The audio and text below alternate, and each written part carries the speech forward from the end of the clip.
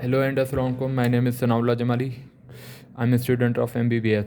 So last part में हमने discuss करी थी माइटोकॉन्ड्रिया के स्ट्रक्चर, माइटोकॉन्ड्रिया के स्पेशल फीचर्स के बारे में और इंट्रोडक्शन ऑफ माइटोकॉन्ड्रिया हमने डिस्कस करी थी। और ये दूसरा पार्ट है माइटोकॉन्ड्रिया का, जिसमें हम functions of mitochondria in detail पढ़ेंगे। सो उससे पहले आपसे एक रिक्वेस्ट है कि आप हमारे चैनल को सब्सक्राइब करें और लाइक करें इस वीडियो को और शेयर करें ज़्यादा से ज़्यादा अपने दोस्तों के साथ, ताकि उन्हें भी इस वीडियो से कुछ गेन हो पाए।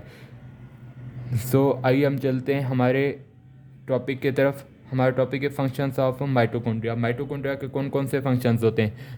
तो main and most important function जो होता है माइटोकॉन्ड्रिया का, वो सिंथेसिस ऑफ एटीपी होता है। दूसरी फंक्शन, माइटोकॉन्ड्रिया कैल्शियम स्टोरेज करवाती है। माइटोकॉन्ड्रिया हीट प्रोडक्शन करवाती है।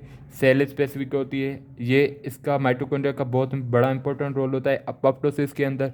और माइटोकॉन्ड्रिया एजिंग भी करवाती है। ये सारी फंक्शंस हैं माइटोकॉन्ड्रिया के। Synthesis of ATP, calcium storage करवाती है, हीट प्रोडक्शन करवाती है, सेल स्पेसिफिक होती है माइटोकॉन्ड्रिया, माइटोकॉन्ड्रिया अपोप्टोसिस करवाती है और माइटोकॉन्ड्रिया की वजह से एजिंग होता है। ये सारी चीज़ें, पर इसमें से सबसे ज़्यादा इम्पोर्टेंट जो होता है वो होता है कि माइटोकॉन्ड्रिया सिंथेसिस ऑफ एटीपी करवाती है। सेल को जब भी कभी एटीपी की ज़रूरत होती है वो माइटोकॉन्ड्रिया बना के देती है। वो कैसे बनाती है माइटोकॉन्ड्रिया? याद रखिएगा तीन चीज़ें, ग्लूकोज अमीनो एसिड और fats. Glucose amino acid and fats जब मिलेंगे तो उनमें से एसिटाइल कोएंजाइम ए बनेगा। एसिटाइल कोएंजाइम ए जब T C A cycle, tri carboxylic acid cycle, citric acid cycle और जिसे हम क्रेब साइकिल भी बोलते हैं, ये एसिटाइल कोएंजाइम ए इस साइकिल में जाएगा और प्रोड्यूस करेगा energy, NADH plus carbon dioxide. Energy produce करेगा, NADH प्रोड्यूस करेगा और कार्बन डाइऑक्साइड। यहाँ से ये जो NADH है, NADH क्या होता है? बेसिकली एक इलेक्ट्रॉन कैरियर होता है। ये इलेक्ट्रॉन से देगा to respiratory enzyme chain. Respiratory enzyme chain जिसे हम ऑक्सीडेटिव फास्फोरिलेशन भी बोलते हैं। रेस्पिरेटरी इलेक्ट्रॉन चेन जिसे हम ऑक्सीडेटिव फास्फोरिलेशन भी बोलते हैं। और इलेक्ट्रॉन्स जो होते हैं वो मूव करेंगे along chain, along this chain move करेंगे respiratory chain enzyme, respiratory enzyme chain के अलॉन्ग इलेक्ट्रॉन्स मूव करेंगे और एनर्जी प्रोड्यूस होगी। और वो एनर्जी क्या करेगी? एडीपी को कन्वर्ट करेगी एटीपी के अंदर। और फाइनली हमारे पास ऐसे एटीपी बनते जाएंगे। ऐसे ये प्रोसेस फिर से रिपीट होगा, फिर से एटीपी, ऐसे एटीपी के सर्ज बनती जाएगी बनती जाएगी। कैसे बन रहा है आइए फिर से देखते हैं। ग्लूकोज, अमीनो एसिड और फैट, ये तीनों चीज़ें जब मिलेंगी एसिटाइल कोएंजाइम ए बनेगी।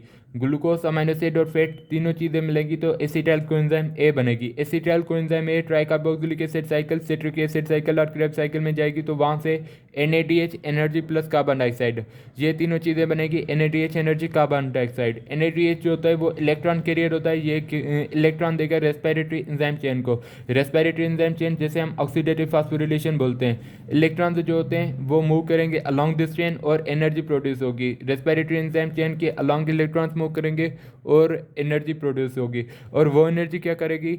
ADP को कन्वर्ट करेगी ATP के अंदर। तो ऐसे ATP बनेगा और ऐसे बहुत ज़्यादा ATP बनेंगे। जहाँ पे भी ATP की ज़रूरत होगी वहाँ पे ये माइटोकॉन्ड्रिया प्रेजेंट होंगे और वो माइटोकॉन्ड्रिया ATP बनाएंगे। उसके अलावा दूसरा इंपॉर्टेंट फंक्शन है कि ये कैल्शियम स्टोरेज कराता है। Calcium is stored in the matrix of mitochondria. Calcium जो होती है वो मैट्रिक्स ऑफ माइटोकॉन्ड्रिया के अंदर स्टोर होती है। तो ये इसका होम्योस्टेसिस के अंदर भी इंपॉर्टेंट रोल है। होम्योस्टेसिस लेवल ऑफ कैल्शियम को मेंटेन करता है माइटोकॉन्ड्रिया। माइटोकॉन्ड्रिया की दूसरी इंपॉर्टेंट फंक्शन के हीट प्रोडक्शन करवाती है। कैसे हीट प्रोडक्शन करवाती है? Brown fat is a special type of fat that is involve in temperature regulation of body, specially in neonates. Brown fat जो होता है वो एक स्पेशल किस्म की फैट होती है जो इन्वॉल्व होती है टेम्परेचर रेगुलेशन ऑफ बॉडी के अंदर। Brown fat special type of fat होता है जो इन्वॉल्व होता है in temperature regulation of body, temperature regulation of body के अंदर, स्पेशली नियोनेट्स के अंदर। It contains a specialized type of mitochondria in which oxidative phosphorylation is uncoupled. Oxidation and energy production occurs, but there is no ATP formation. ये जो brown fat जो होती है उसके पास एक स्पेशलाइज्ड किस्म की माइटोकॉन्ड्रिया होती है जिसमें ऑक्सीडेटिव फास्फोरिलेशन अनकपल होती है। कैसे ऑक्सीडेटिव फास्फोरिलेशन अनकपल होगी? ऑक्सीडेशन और एनर्जी प्रोडक्शन होगी लेकिन एटीपीज नहीं बनेंगे। वो एनर्जी जो प्रोड्यूस होगी वो हीट में कन्वर्ट होती जाएगी। ऐसे हीट प्रोड्यूस होगी और बॉडी टेम्परेचर रेगुलेट करने में, थर्मोजेनेसिस में इम्पोर्टेंट रोल होता है ऐसे ही माइटोकॉन्ड्रिया का। क्यों? क्योंकि ब्राउन फैट एक स्पेशल किस्म की फैट होती है जो इन्वॉल्व होती है टेम्परेचर रेगुलेशन ऑफ बॉडी के अंदर।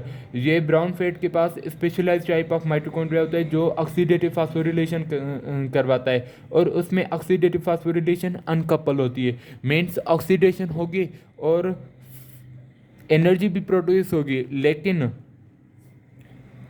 ऑक्सीडेशन और एनर्जी प्रोड्यूस होगी लेकिन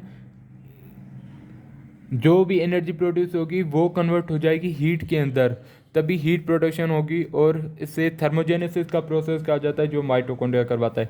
माइटोकॉन्ड्रिया जो होता है वो सेल स्पेसिफिक होता है, means it is specific for cells. Ammonia detoxification in liver करवाता है और हीम सिंथेसिस करवाता है आरबीसीज के अंदर। अमोनिया डिटॉक्सिफिकेशन करवाता है लिवर के अंदर और हीम सिंथेसिस करवाता है आरबीसीज के अंदर। अपोप्टोसिस में माइटोकॉन्ड्रिया का इंपॉर्टेंट रोल होता है। कैसे अपोप्टोसिस? पहले बोलते हैं कैसे। Apoptosis is program cell death that is controlled by genes, also called as cell suicide. Apoptosis program cell death होता है जो कंट्रोल होता है जीन्स के जरिए जिसे हम सेल सुसाइड भी बोलते हैं। Apoptosis program cell death control by genes also called as cell suicide.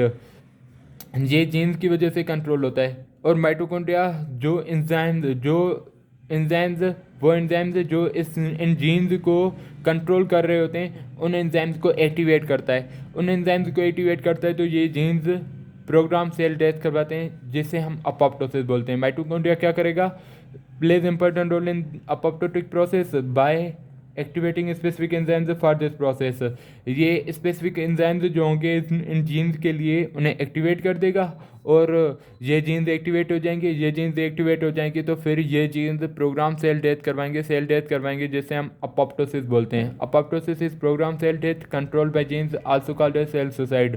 Mitochondria का इंपॉर्टेंट रोल होता है। माइटोकॉन्ड्रिया क्या करता है कि जो जीन्स के लिए एंजाइम्स जो रिक्वायर्ड होते हैं वो एंजाइम्स को एक्टिवेट कर देगा। वो एंजाइम्स एक्टिवेट हो जाएंगे, फिर जीन्स एक्टिवेट होंगे और जीन्स प्रोग्राम सेल डेथ करवाएंगे। और उसके बाद हमारे पास लास्ट फंक्शन है एजिंग। माइटोकॉन्ड्रिया एजिंग करवाता है। कैसे एजिंग करवाता है? Leakage of electrons during oxidative process leads to formation of free radicals.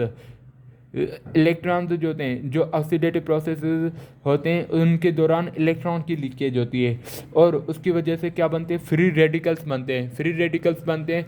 और ये जो फ्री रेडिकल्स हैं इनकी वजह से एजिंग हमारे पास होती है। एजिंग क्यों होती है? Because of free radicals. और फ्री रेडिकल्स कैसे बनेंगे? लीकेज ऑफ इलेक्ट्रॉन होगी ऑक्सीडेटिव प्रोसेस के दौरान लीकेज ऑफ इलेक्ट्रॉन होगी, उसकी वजह से फ्री रेडिकल्स बनेंगे और वो इन्वॉल्व होते हैं प्रोसेस ऑफ एजिंग के अंदर। तो ये सारे फंक्शन थे हमारे पास, हमने सारे डिटेल में पढ़े। कौन से फंक्शन थे? Synthesis of ATP, calcium storage, calcium की होमियोस्टेसिस वो भी माइटोकॉन्ड्रिया के थ्रू होता है। हीट प्रोडक्शन, थर्मोजेनेसिस का प्रोसेस वो भी माइटोकॉन्ड्रिया करवाता है। माइटोकॉन्ड्रिया सेल स्पेसिफिक होता है। माइटोकॉन्ड्रिया का इंपॉर्टेंट रोल होता है अपोप्टोसिस में और एजिंग करवाता है बाय प्रोड्यूसिंग फ्री रेडिकल्स। सो यहीं पे हम एंड करते हैं इस टॉपिक को। अगर आप लोगों को ये वीडियो पसंद आए तो इसे लाइक करेगा और इस हमारे चैनल को सब्सक्राइब करें और इस वीडियो को ज़्यादा से ज़्यादा शेयर करें ताकि कोई भी ये वीडियो देखने वाला वो कुछ गेन कर सके। थैंक यू सो मच और मिलते हैं नेक्स्ट वीडियो में। Thank you so much.